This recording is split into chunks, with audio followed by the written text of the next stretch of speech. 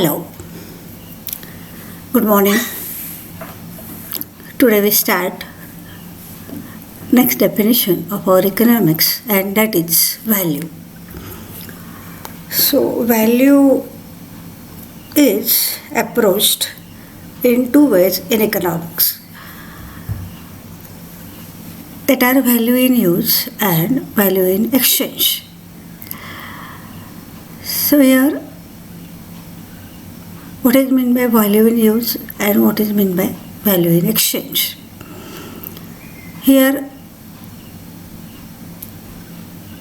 in first picture, you see that there is sunrise and sunshine. Here it is spread over the area. We have sunshine, therefore we survive. And for our life, here sunshine is necessary, and it is given by the nature. In second picture, you have seen that there is river, and that river here is giving us the water, which is indispensable for our life. That means for the survival of life, there are some goods. I have taken only two representative goods. There are some goods which are given by nature and that are essential for our life, and for that goods we are not paying.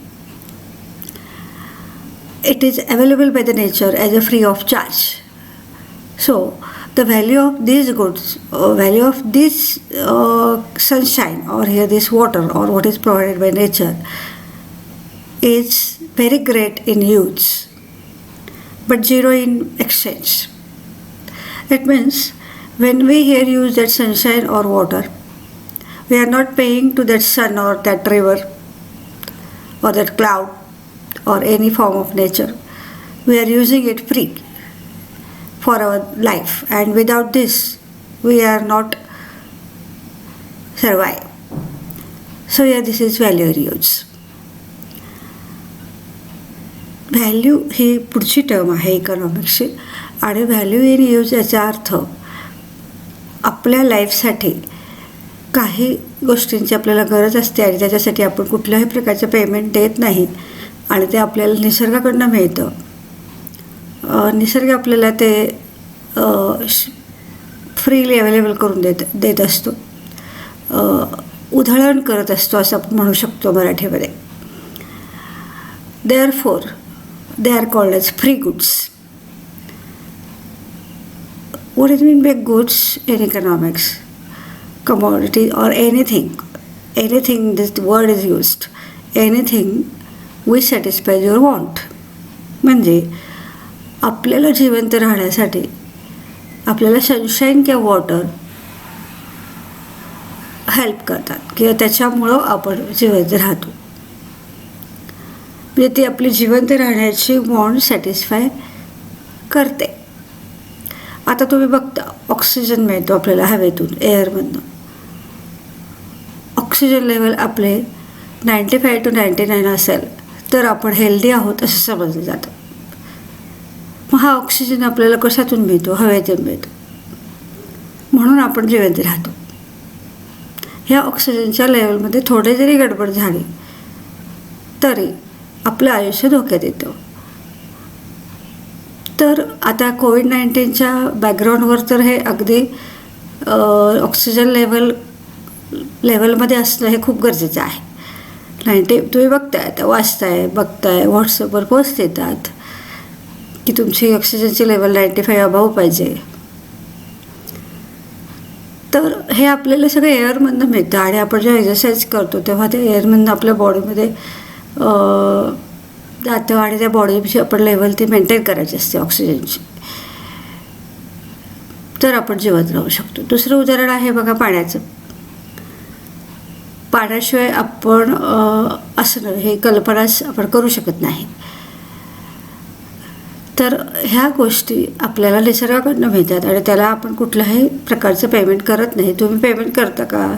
सूर्याला देता का काही पैसे? नाही. रिव्हरला देता का काही पैसे? नाही.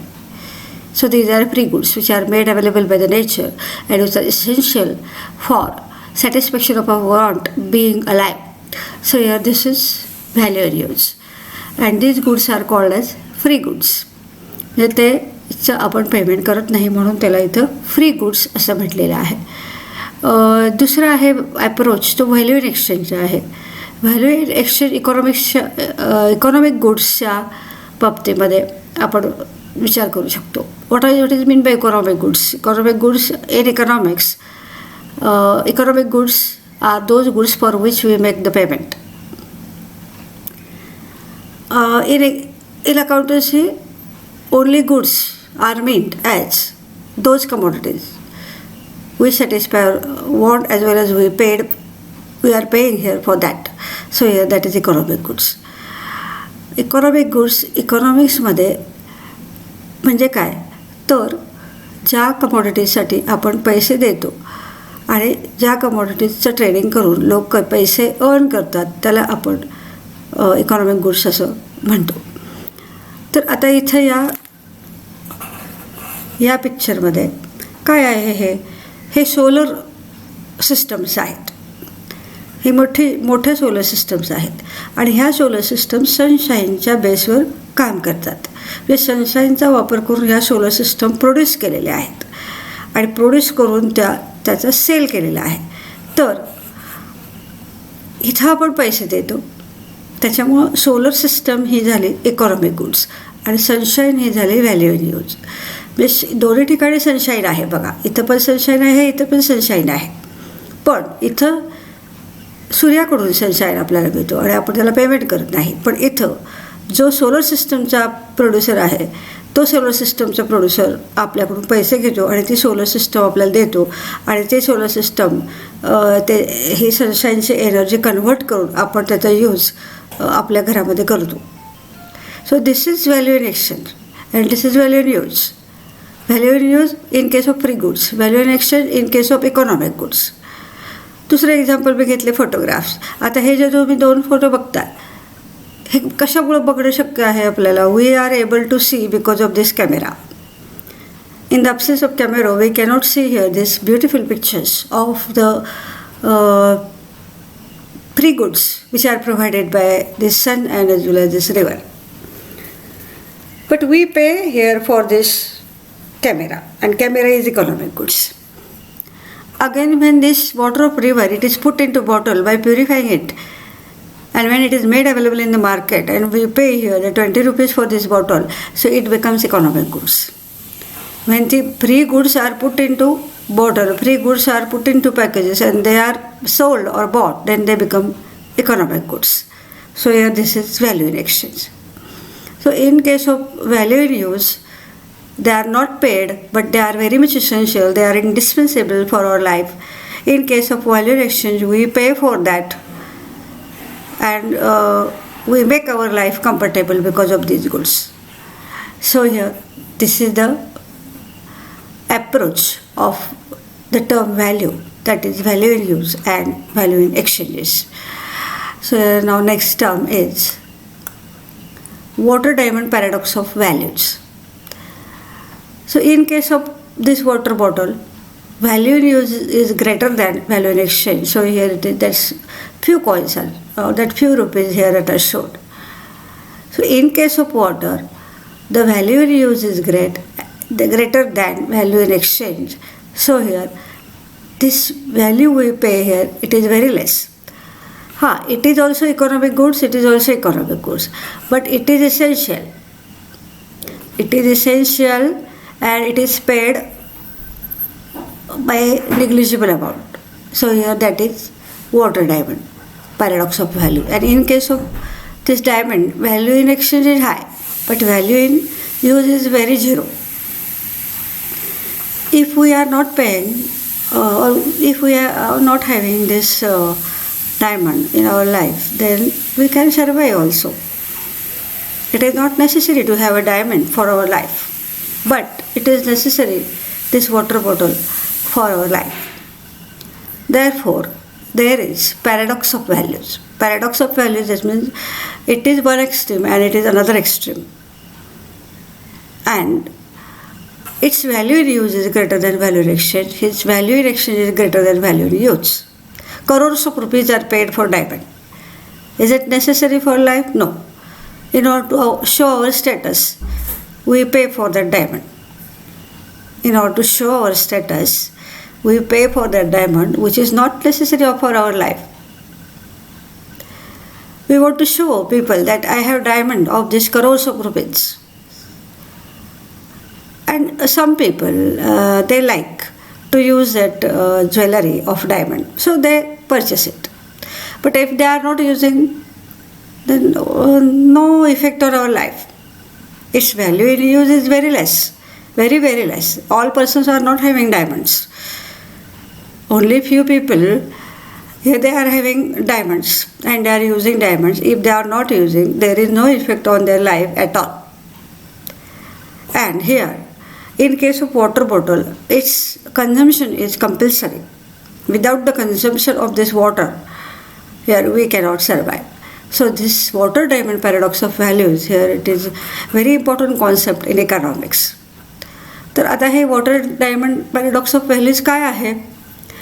तर काही गोष्टी या आपल्याला सर्व्हायवलसाठी आवश्यक असतात, जिवंत राहण्यासाठी आवश्यक असतात, आणि काही गोष्टीची आपल्याला आवश्यकताच नसते.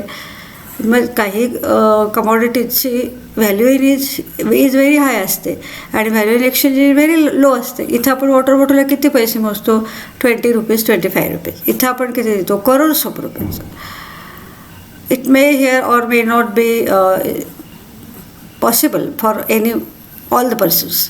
म्हणजे काही बरेच लोकांच्याकडं वॉटर बॉटल असू शकते, कारण त्याची value in use he greater असते आणि डायमंडची व्हॅल्यू ऑफ एक्सचेंज ग्रेटर असते. So here value in use is greater than value in exchange. Here value in exchange is greater than value in use. So this is water diamond paradox of values.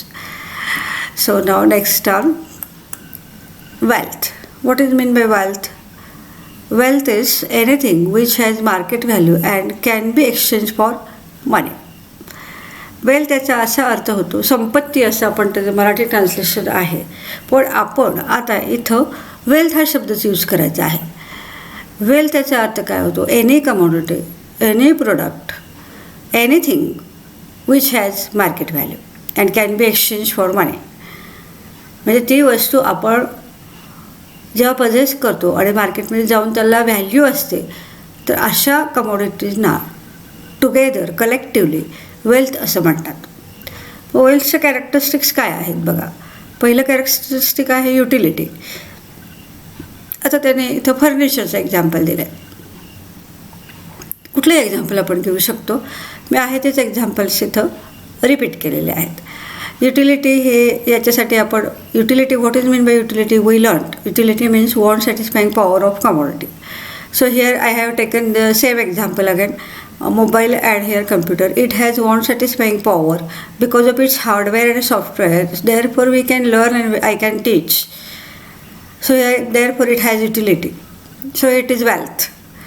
Furniture also it is used. When I am teaching on laptop, so I use the furniture, chair as well as table, and I adjust it properly in order to make you it available in proper conditions. So furniture also it is it has utility. Anything that means sack is there, then your stationery material, then any food, then clothes. That means all wants are satisfied because of the products which has utility. So your first characteristic of this wealth is utility. Next point is, आता इथं आपण बघितलं आहे की प्रत्येक कमोडिटीला utility असते म्हणून आपण ते यूज करतो आणि म्हणून आपलं ते वॉन्ट सॅटिस्फॅक्शन होतं.